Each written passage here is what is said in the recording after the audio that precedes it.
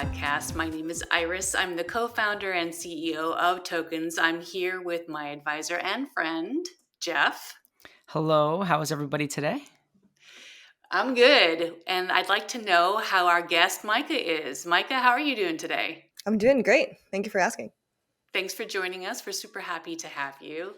Would love to just kick off our episode with an introduction of you and your company, Webacy.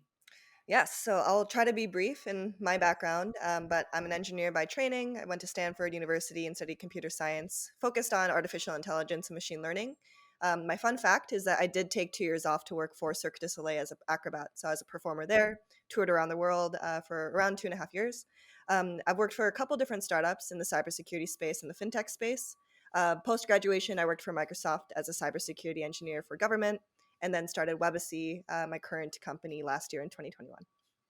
Great. And Webacy was founded over some pretty personal events that occurred in your life. Could you share a little bit about that? Yes, the catalyst for it was very personal. So where we are today is a little bit different. We've kind of grown and expanded as a company, as young startups do. But in general, I had a personal loss in the family. My cousin unfortunately passed away. And through that whole process, I kind of got to experience firsthand what it's like to leave a bunch of stuff behind. And in those experiences, you learn how poor and mismanaged the aftercare system is, of course. But more than that, that our digital lives that we've kind of started curating and building over the last 10, 20 years, which is becoming more and more important, more and more impactful, sometimes monetarily very valuable, how that doesn't really have a management system or a transactional system. So very quickly realized that Web3 is kind of that new frontier when it comes to digital assets. So that's where we started, was in this digital care space, but then really it turned into more safety and security features overall. I think this makes sense and is really relevant to our audience for the Toekenz Podcast, who are primarily made up of parents and the Web3 curious, crypto curious, who are new to the space and who are in the so-called sandwich generation, where they are not only caring for the little ones in their lives, but they're also caring for the aging adults in their lives, mostly their kids and their parents. And so it's interesting to note, because I personally have been dealing a lot with estate matters and whatnot with my parents, just trying to get everything there in order, not only so that it's manageable later on down the line, but so that I can relieve them of some of those responsibilities now. But then to think on the other side of managing the digital identities or the digital assets of my kids as they grow up, and to be responsible for that, I think it's such an interesting and new concept to wrap your head around. Yeah, absolutely. I think it's kind of the strange Web 2.5 space that the sandwich generation really is in, because the parents of this generation and the kids are growing up in such different societies. They probably won't even really be able to understand each other's societies, even though they're alive during the same timeline, which is quite exciting. But with the kids generation now, I think there's a lot of space and opportunity for all of these previous systems to be reimagined. So all of this difficult work that you might be going through with dealing with parents' estates and elderly estates won't be as much of a hassle or as much kind of research that it takes right now to collect everything. So you said something interesting when you were talking about Webacy and what you guys are doing, and you said the phrase "digital life," as in comparison to your actual life or real world life. And you mentioned that these digital lives have value, and this is a theme that keeps coming up for us on the Toekenz Podcast, and that there's this whole generation that is creating this other existence in the digital world or the metaverse or whatever you want to call it, that has equity, that builds up equity over time and has value. And if you really think about it, is going to outlive all of our real lives by eons, right? For as long as electrons are still working in our favor. So talk a little bit more about that, and how one needs to be aware that this digital life requires, you thinking about its legacy long after you've gone, and what Webacy does to help out in that regard.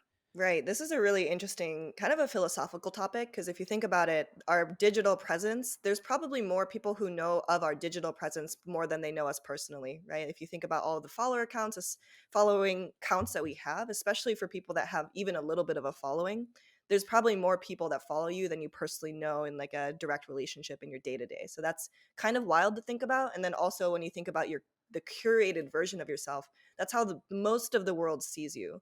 And if someone approaches you or searches for you for the first time, that's who they see you as before they even have the chance to speak with you.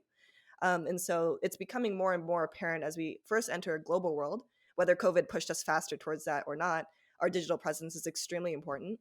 And when it comes to things like crypto and blockchain as more assets that reflect real world assets, whether it be houses, whether it be education, whether it be your history as an individual, where you've lived, anything that blockchain could potentially support, you can start to see where your digital asset is very reflective of your real life as well, or your, quote unquote Web2 life or real life. And so you kind of have to think ahead when it comes to like decades ahead, centuries ahead of how the world and humanity is going to change, rather than just be looking at the day to day. It's very difficult to do so because our timelines are quite short as human individuals, but it's quite interesting to see how technology is going to shape how we grow and extend as a race.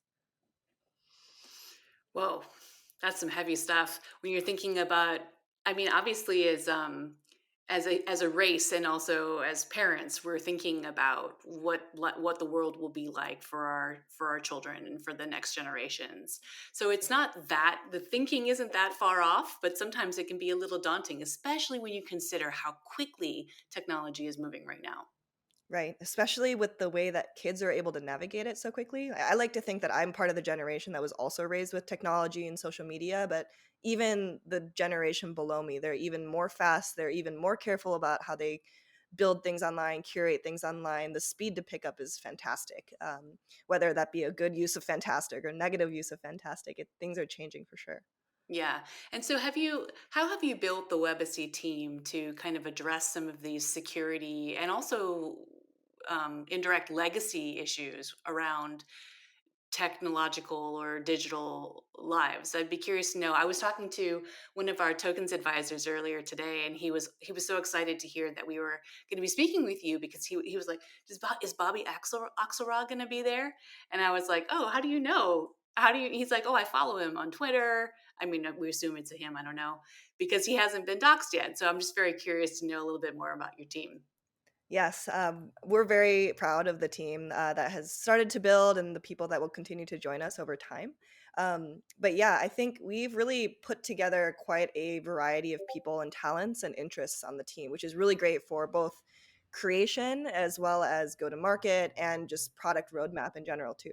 I think I briefly alluded to this in the beginning, but Webacy, we are really focused on safety and security, and our greater mission is to create a safer Web3 for everyone. Because I think now is the catalyst where a lot of the general population is going to start onboarding onto Web3, whether it's through, you know, educational routes or whether it's through general Web2 brands that have a Web3 angle of some sort.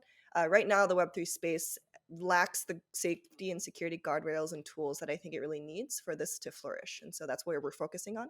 But holistically, of course, digital identity is something we're focused on, including all of the topics that we've already covered. But yes, Bobby is on our team. We are extremely grateful to have him. He's very knowledgeable within that space. And we have some great developers, both on the Web2 and the Web3 side, who are building out some incredible, even R&D products that haven't even been created by anyone yet, which is super exciting.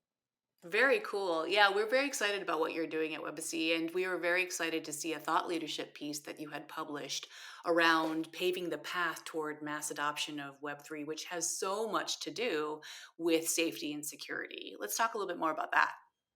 Yes, so I think it's hard to say where the entire blockchain ecosystem is going to end up going. I think right now we're still, like people like to say, we're early. I still think that's true. A lot of blockchain and features, whether it's DeFi, NFTs, everything from DEXs to exchanges and so on, it's quite Web3 native. So for people to onboard into the space, um, it's helpful for them to either have like a helping hand, like an individual who's actually helping them onboard and educate. It's hard for the general public to really onboard into the space, and this is where I think the general Web2 brands getting into Web3 is going to help a lot. So, for example, Adidas and Nike's recently, not really recently, a couple months ago, had these NFT drops and collections. They've also acquired NFT companies and groups and projects as well, which I think is creating a huge angle for general retail customers to get involved in Web3, whether that's actually being involved in smart contract development, I'm not so sure. I think it might be more from a consumer angle, but there's a lot that you can do within the space that is exciting for a lot of people. Yeah, we're really excited to see these kinds of marquee blue chip brands enter into the space. Of course, we want the kid and family facing brands to do so with strategies on the Toekenz platform, which we are positioning as a safe marketplace and putting and safe from a technological perspective, but also from a children and family perspective, where we're talking about privacy and appropriate disclosures and making sure that we're on the right side of regulation and government compliance. So there's lots of different aspects of Web3 safety, but I think we can agree that until it is safe and we've lowered some of those barriers to entry, we're not going to and until the big brands are all in, we're not going to have that kind of path paved to mass adoption and mass kind of entrance into the Web3 space. 100%. And I think, creating for kids gives a lot of those great guardrails that actually should be applied to everyone in the space, like privacy, security, safety, all the things. But starting with kids, it's a very, very smart use case. And then people will figure out, oh, everyone actually needs this, which is quite exciting. Kids are people too. Kids are people too. Yeah, they're digitally skilled, they're digitally advantaged in so many ways, and they have digital rights.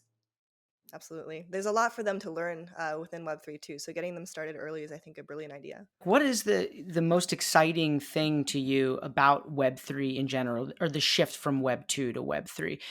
We hear so many different points of view on it, but I'm curious, what is yours? What excites you? So I think I actually am a little bit of a skeptic around some of the current or past year and a half projects and utilizations of blockchain. I think there's a lot of spaces in blockchain where the utility or the projects being built on it don't necessarily actually need to be built on chain. So when I think of blockchain, there's a lot of exciting things that there are a lot of things that get improved by utilizing blockchain. And when I think about that, the very obvious one that you've probably heard about is like financial transfers or accessibility around the world, and 24/7, 365, that sort of thing. But even more than that, I grew up internationally, so I've traveled a lot internationally. So some things like proof of identity or proof of history, for example, if you're trying to open up a new bank account in another country without the right passports and paperwork, it's very complicated.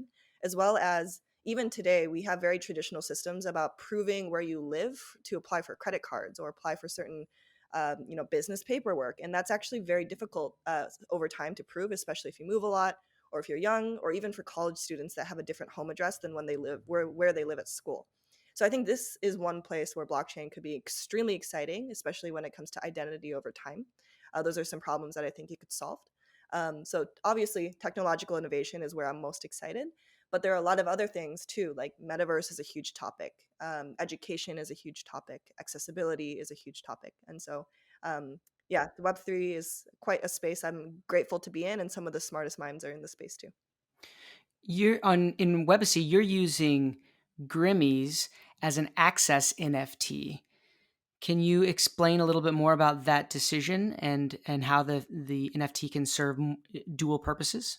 Yes, so we really love the Grammys NFT. It's designed by a female artist. Her name is Grace. Fantastic. But the reason we originally wanted to create the NFT was to token gate our product. So as we were building in private beta, we're building technology that's really managing and protecting people's very valuable assets. So we wanted to make sure everything's locked down, both from security angle, UI, UX, and so on. So we started in a private beta.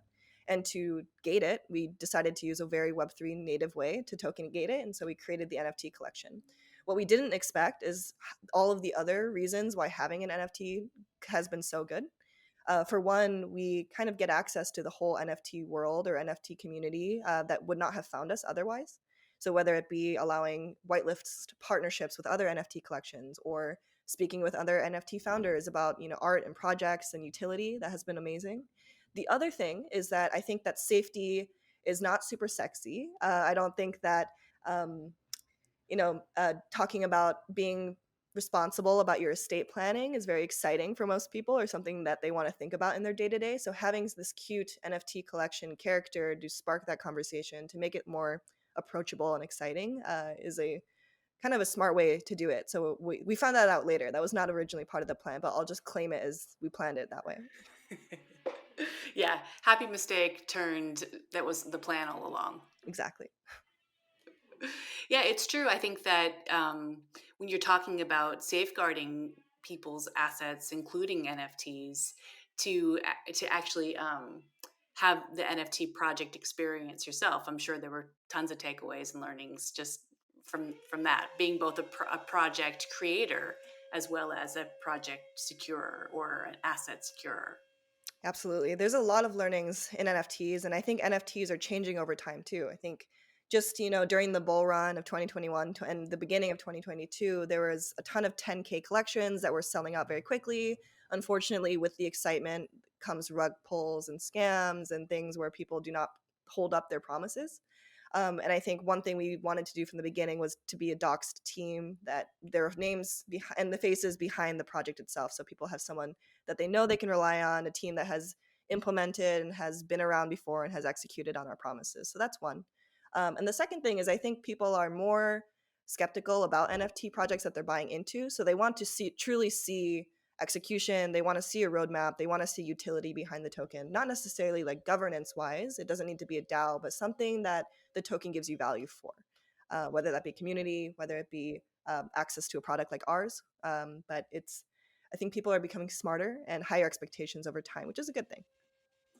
Yeah, I think there's so many important aspects to what you were just sharing, like being transparent about who you are as a team, right? Putting faces and names behind a project, I think is really important. I think that the legitimacy that comes from officially licensed big brand collections gives a certain amount of credibility and legitimacy to a project. And then something that's important to us is transparency about utility and the project, right? There's lots of projects out there that say, there will be future benefit, even if the roadmap isn't very specific about what that benefit or utility might be. To be very transparent about what to expect from ownership and participation in this specific NFT community, I think is a really important part of just overall transparency in the space.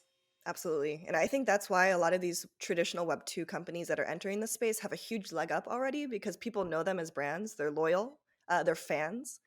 So, for example, like I think the Starbucks entering the Web3 space is brilliant only because I'm super biased and I have loved Starbucks since I was a child, right? So, this is where people will, whatever brand they love, if they enter Web3, it's going to draw a lot of those super fans and regular fans with them. I think it's really going to onboard so many more people into the space. Yeah, we've talked about a little bit about Nike, about Adidas. The Starbucks reward program was a natural progression for the tech that they had in place. I love that you brought it up. I think it makes so much sense. Another really interesting use case that I wanted to talk about was the Pepsi mic drop, which you had also referenced in your thought piece. It's it. What do you think about that, and what practical learnings or takeaways do you feel like that has for a broader mass adoption context for NFTs?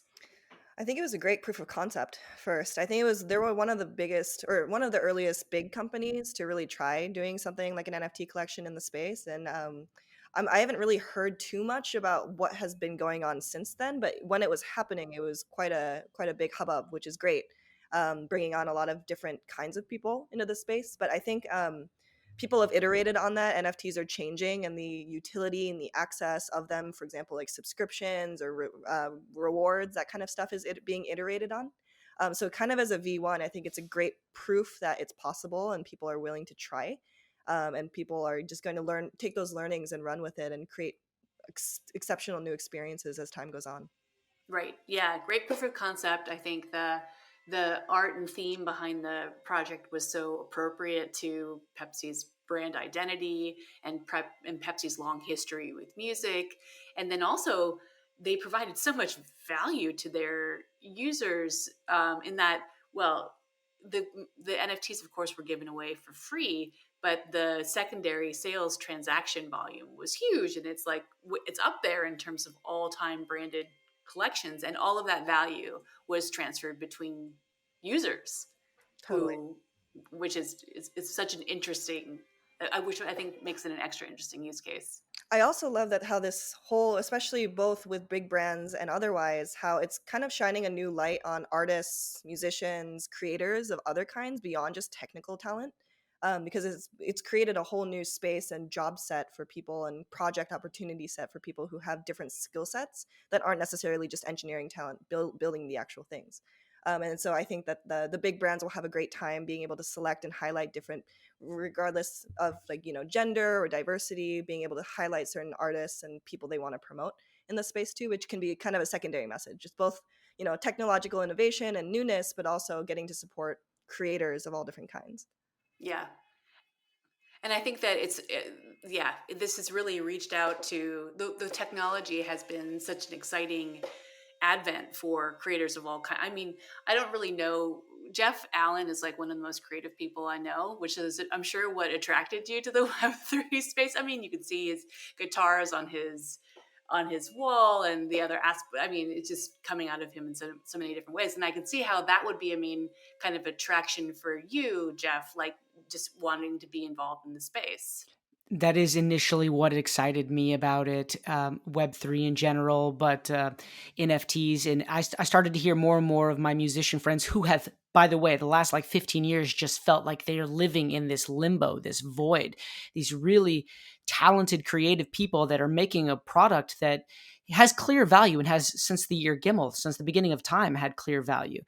But now having no idea how to actually monetize it or to, take their fans and convert their fans into some money, right? That could at least sustain their lifestyle so they can continue to do what they love to do. NFTs is giving this whole generation of artists and creators a new platform to experiment with, to try to leverage their craft, their art, and their fan base specifically. And initially, that's what brought me to this space. I think I bought a bunch of NFTs that were investing in some movies that were trying to get off the ground. So you get to be a mini producer, and it's all on the blockchain. It's there. You don't have to be worried about it. It takes away this whole trust us mentality. You don't have to do that anymore with the blockchain, and so you're less weary to get into something that's sort of speculative. And if you're a fan of an artist that really wants to support that artist, be it visual art or music or anything else, like NFTs, that are a great way to vote for that support. I think the big takeaway here, not only the value that this new tech brings to creators of all kinds, but also that this idea that that safety, security, and being able to protect these valuable or potentially valuable assets is kind of the key to more people getting involved and more people entering the space, which is why we're so excited about what you are doing with Webacy. Like, what's it going to take to get us there, though? Like, there's companies like yours, like Webacy, that are on the forefront of this and know it's going to be true. They feel all these market forces pushing in that direction, and they're really well positioned to take advantage of it when the time comes. But what's it going to take? Is it going to take like a landmark court case where they use like, oh, it's here on the blockchain as like evidence in court to prove something, like beyond a shadow of a doubt? Is it going to take something like that, or is it just going to be a natural progression over time? It's a great question. I think governance is naturally moving towards wanting to regulate the space, of course, to make it safer and also to kind of get a piece of the pie. I feel like some of the regulations are in that for it, but that's natural, kind of human organization. I think the decentralized nature and the sporadic nature of Web3 and the participatory nature of Web3, I think what it's truly going to take is actual group integration of more safe protocols, like projects that are coming up new and building, new products need to start from a safety perspective, right? And that includes integrating technologies like Webacy, but also just in general, building from a safer place and building for the right things in mind. Um, Particularly when it comes to the future of safety in Web3, ideally, it's not something people should have to think about. So if you think about your financial institutions or your financial day to day now, when you pay with your credit card, 99.9% of the time, you're not even thinking about safety and security surrounding it. You know that you're FDIC insured. You know that the banks that you work with are trustworthy. If there's any kind of fraud alert, usually you might get a text on your phone saying, hey, we blocked this transaction, or do you want to approve this and make sure it's you, right? These are very mature systems. Ideally, there's going to be something similar within the blockchain space, which is going to be on the lookout for you, already knowing which smart contracts to interact with that are malicious, which ones not to send money to, where in your network should you be sending money to, which one's an odd transaction, all of these things that we don't even think about in our day-to-day. That's what it's probably going to take in Web3 for it to actually be nascent within technology. So we are working on that, of course, but we are just a piece of the pie. So everyone really needs to get involved. Yep, everyone needs to get involved. I think we all are doing our part for a safer, more transparent, and Web3 that has all of the wonderful benefits of the blockchain and decentralization as well, but in a way that is going to be really be sustainable when we're basically all on it, because that's where we think we're going, right? But we need to kind of have that supportive, secure infrastructure in place once people are really there. Speaking of infrastructure, you would have insight into this as a former engineer at Microsoft, certainly. Like, what is it going to take for huge companies to even like small, mid-sized and smaller companies, but what's it going to take for them to shift over to start developing their next generation of applications using blockchain technology and other Web3 technologies? How much of that conversion has already happened as we sit here today? What's left to go? I mean, is it a different skill set? I think building a blockchain is very different from building traditional applications today. There's a lot of engineering challenges that are different. So, for example, when you're building on chain, if you're on mainnet and you need to upgrade those smart contracts, it costs gas, right? So, gas is something that we're really not used to building or using when we're in the traditional Web2 sense of things. I think for bigger companies, mid-sized companies today that are traditionally Web2 that want to enter Web3 space, I think they'll need a reason why, right? What's the use case that either improves their business model, or that solves some sort of business issue for them, or creates a new line of revenue, or user utility for their customers. Otherwise, there is this argument: why do we need blockchain for a lot of these Web2 companies, right? So I think there will be a transition time where we're kind of in this Web 2.5 space. I think we're already entering it now, where some things are Web 2, some things that make sense to move to Web 3 will move to Web 3. And we'll see over the coming years as, for example, stable coins like USDC. I think that Circle is doing a really good job of actually creating real world reflections of things on chain. And the more people utilize, let's say, stablecoin, if you have your assets in your 401k on stablecoin, then of course things are just moving to blockchain. And that's why Fidelity will start creating blockchain products. So we're starting to see the use cases come in. I think another one is real estate. I think another one is housing. So all of these traditional world, projects and products and services industries do have a Web3 use case. And as more L1s and L2s come up that improve things like gas fees and development speed, we'll see that change. But right now things are moving, right? So there's a ton of different chains that people are building on, and they're not exactly completely collaborative with one another. There are some engineering bumps and bruises to kind of go through over the next couple of decades. Yeah, I think that also raises really great points about interoperability and about how the Web3 aspect of our lives do integrate into the Web2 aspects of our lives that also aren't going away, at least aren't going away very fast. Like, we know that Web3 is here to stay, but also it doesn't mean that everything is suddenly going to be on the blockchain, right? We have this transition period where I think that the two different the two different experiences need to mirror each other in many ways, like you were talking about with USDC.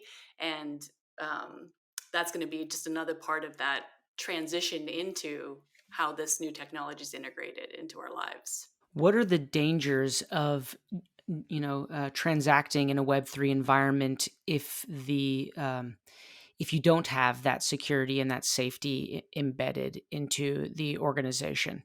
Like, what could go wrong? What are the watch out fors? I think there's two main ways to approach this. One is general users, and the question there is user error and user education, right? And then the second one is businesses. How do businesses need to be better about protecting their code and so on? And you've probably seen these two stories in the news. For example, you've probably seen the stories of this guy who forgot his password and only has one guess left to access $500,000 of crypto. These stories come up actually quite often. And then you hear the stories about one bridge getting hacked and getting drained of millions of dollars of crypto, and then that actually happened multiple times over the past couple months, which is wild how it's all kind of started to happen all together during the same time. So there's two angles to approach it. I think the user education one is probably the easiest to tackle because a lot of the hacking and scams are actually quite small. It's either phishing scams, it's user error by sending it to the wrong address, it's users clicking on a malicious link because they didn't even either double check or they didn't know to double check, all of these different things. So user onboarding and user error could be, attacked or tackled in so many ways. It could be group education, it could be better onboarding, it could be utilizing tools like consumer facing ones like ours, it could be all using a ledger, hardware devices. But again, you start to talk about all the ways you need to protect yourself, and from the average person it could be overwhelming, right? So clearly there's work to be done there.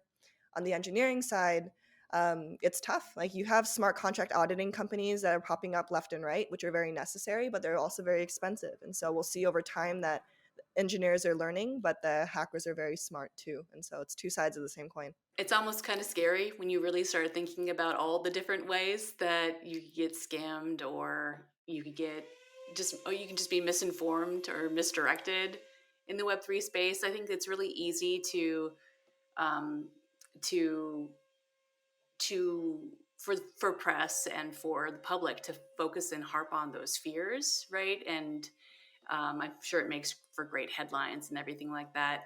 I mean, do you feel as if it's inherently unsafe and that we need to have the guardrails in place, or do you feel like it's mostly it's just a reflection of just kind of humanity, and some people are going to be bad actors, and most people are going to be decent and uh, kind and well-meaning? You're certainly right that I feel the media really loves picking up on the negativity in the crypto space because they're great stories. They're very eye-catching. They're a little scary and enticing. But I think it's giving crypto a bad rap because they're focusing too much on the negativity and not enough on the positive things going on in the space. But I digress. That's a different topic. Um, yeah, but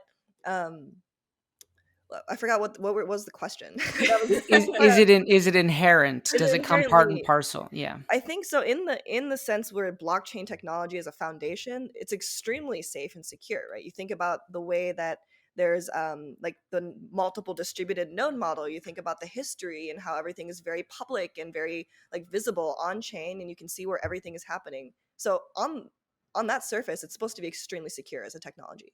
I think what we rushed into is creating applications and building things on top of it without first building uh, that foundation of security and rules and best practices underlying it. So I think we jumped ahead into all the exciting things like metaverse and ICOs and all the money you can get out of this kind of thing. And now we're backtracking and realize we need foundation, right? And so there's a lot of companies that are working on it, a lot of L1s and L2s, even just building new chains that have better systems underlying everything. So I think we're kind of rebounding, little rubber band action going on, but eventually, yes, we humans will always have some bad actors, but we will count on majority being good. And this whole consensus system that blockchain likes to promote, things like DAOs, should play on that. It introduces new attack vectors, but in general, if the community and the general majority is positive, then we should see a positive trend overall. That makes sense. Yeah, and that's the hope, right? That as more companies come in, there are more companies that are building that infrastructure and the safety, that are kind of taking a step back from all the exciting advancements of the technology to say, okay, but now how do we really make this scalable? I mean, that's kind of what it comes down to, right? Like being safe and being more accessible and lowering those barriers. It's all about being able to scale into a mass adoption complex, which is like the theme that I keep on coming back to, is like, how do we make this more accessible? How do we get more people in? And it comes down to um, the brands, the scalability, the infrastructure. These are the main things that are really going to make this thing become more than just a niche for early adopters.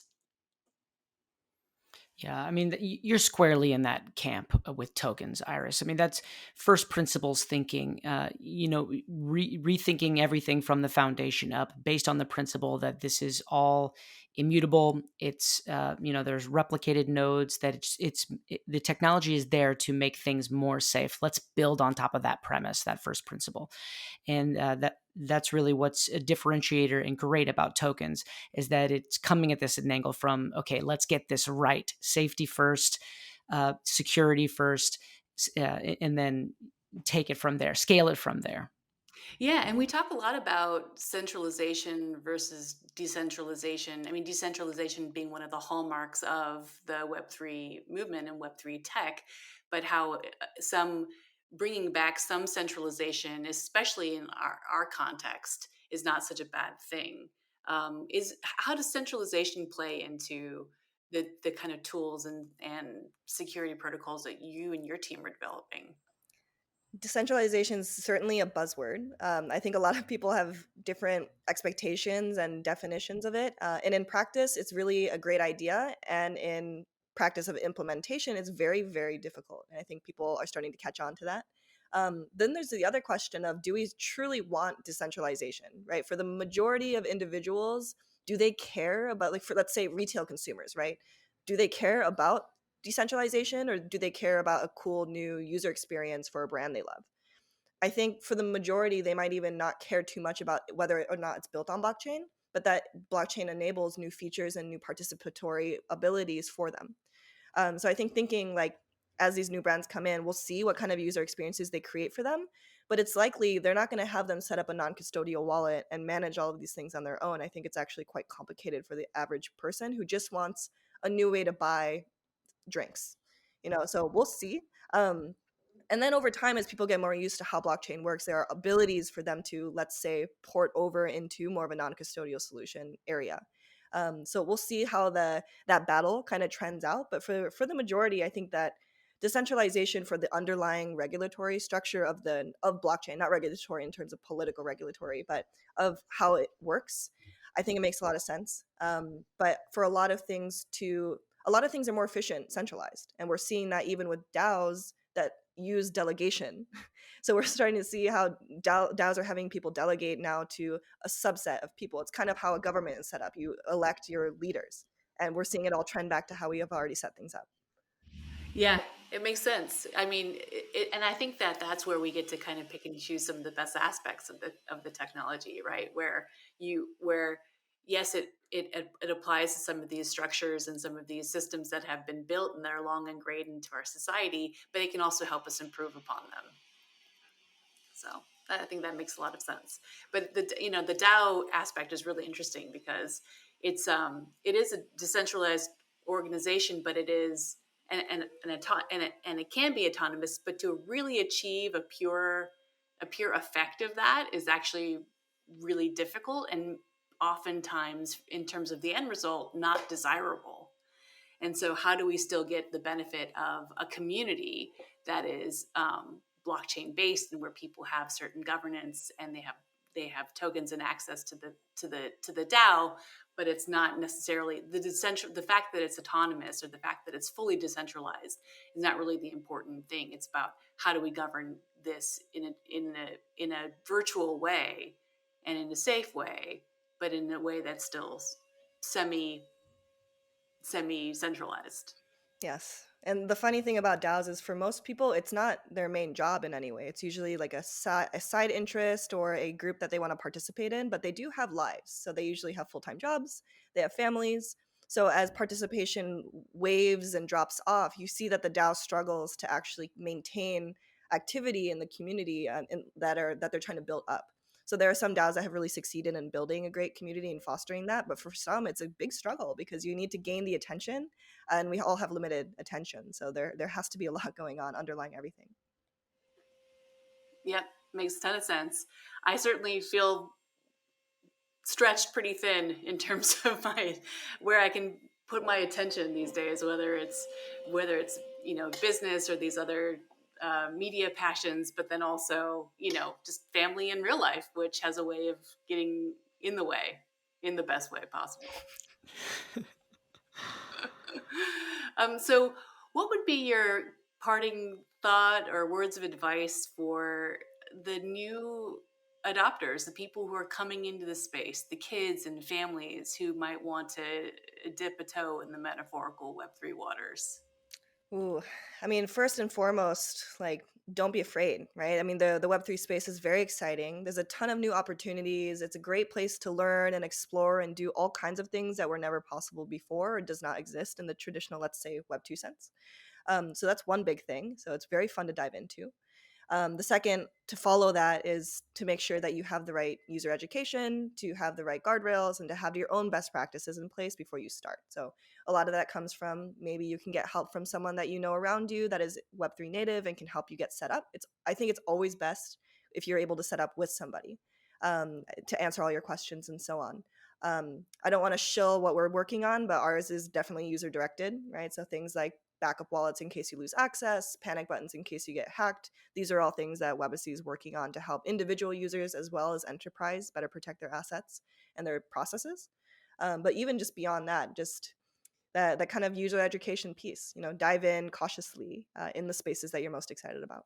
Yeah, approach it cautiously. You don't have to just like go like crazy with projects out there that might be a little bit more sophisticated or risky. You can kind of just start testing it out, start getting involved. And with your own guardrails in place, I think that you can have there's a certain amount of like user responsibility, but also to start working with and looking at projects that have those kinds of safety features built in, like the kind of features that you're building. So, I mean, I think that's good. Maybe a little fear is healthy, but too much of it that's prohibitive and keeps you out. Probably not such a great thing, considering this is where we're all going. Exactly. That's right. Can we talk about Cirque du Soleil? We can if you want to, sure. Yeah. I mean, an acrobat? Or are we talking trapeze here? Are we talking that little teeter-totter where you fly up 30 feet in the air and do flips and stuff? So I've trained all of the above. My main focus while I was working for Cirque was aerial rings. So if you know the men's gymnastics rings in the Hell yeah. Olympics, it was like that, but adapted to be on like a flying winch system. So very like Oh. dynamic. Oh man. Do you still like get in the gym, or do you call it a gym? Do you still like get in and do it? Do you work it out? Or are you like into CrossFit doing muscle ups like 50 at a time? I wouldn't put myself at that level quite anymore. It's very hard to train aerial stuff because you do need apparatus, but I still do, calisthenics and handstands. I've gotten quite into climbing. I think it's a very Bay Area thing to do nowadays. So I like to stay fit. It's so incredible. Yeah. You have to be so strong, and not only physically but mentally. Talk about facing fears to get up on those rings and to perform. That's incredible. Yeah, I think we can all, in hindsight, believe that the past version of us was doing things we could not imagine doing today. So I'm very grateful to my past self for, working so hard and challenging fears. But I don't know if I would want to tackle that today. I hear you. Yes. So thanks to your past self, and I guess we're wishing all of our future selves and the future generations good luck and Godspeed in this brave new Yes, world that we're all living in. Good totally. But luck. great to get exactly. But great to get to know you more and to learn more about what you're doing with Webacy. Now is the time where you can absolutely shill and tell us how we find more information about you and your company. Okay, I'm gonna go full send then. Well, you can find Webacy at webacy.com, webacy.com. We're also on Twitter and Instagram. We briefly talked about the Grimmies. That's the NFT access token. We have a few out now. It's a limited supply, but you can buy on secondary like OpenSea or our own personal platform, and that gives you direct access to Webacy's products as well as pricing benefits for life. So it's kind of a lifetime thing because we'll be with you securing your assets forever. And then, basically we have a couple different services out now that are useful today, like the backup wallet, panic button, crypto will, but our roadmap is full of other things as well. And for any enterprise looking to partner with us, we partner with marketplaces, dexes, exchanges, wallets, and so on. Pretty much anywhere assets are transferred, which is everywhere in Web3. So we're very excited to connect and support customers on their journey. Fabulous. Would you like to share where we can connect with you on socials? Yes. So my name's Maika Isogawa. On Twitter, it'll be at Maika Isogawa. A little hard to spell, but it's Japanese, so it's phonetic. MAIKAISOGAWA. Also on Instagram, LinkedIn, pretty much every social, that's the handle. This is the beauty of Japanese names. They might seem complicated on the surface, but when you get into it, when you look at it, all the characters are the same. They're always pronounced the same. Unlike in English, where, wind or wind can be spelled exactly the same, but it's all about pronunciation. I do Exactly. appreciate that about. Yes. In Japanese, you understand. In Japanese, all you have to be able to do is read correctly. Yes. Right. And now that and the words will guide you. Yes. It's not all that interpretation stuff in this crazy English language that we speak. But wonderful. I hope that people can find you, learn more about what it is that you're doing. It's very exciting. We're very encouraged to learn about not only what you're doing with Webacy, but also your thoughts on the future and how we make it more safe, more approachable, more accessible for not only our Toekenz audience of kids and families, but for people overall. A more secure and safe Web3. I don't think anyone's really going to have much umbrage to take with that. So thank you for that, and thank you for being our guest today. It was a real pleasure to talk with you, get to know you a little bit better. Thank you so much Seconded. for the time. Yeah, and I also love the journey you're on with Toekenz, and that you're focusing on safety and security as well. So excited to be in the space along with you, and thank you both for the time. Thank you so Thank you much. so much, Awesome. Maika. Great to have you. Thank you, Maika. And thank you to our listeners for checking out this latest episode of the Toekenz Podcast. We will be bringing on more and exciting guests to talk about the different aspects of this crazy, like I said, brave new world that we're all exploring. Please follow us on social media. I still don't have this down. You can find us on Facebook, on LinkedIn, on Instagram, on TikTok, and on Twitter. Search for Toekenz, Toekenz, and you will surely find us. Yes, so we'd love to hear from you, and thank you for subscribing to our podcast, and we'll see you next time. Take care.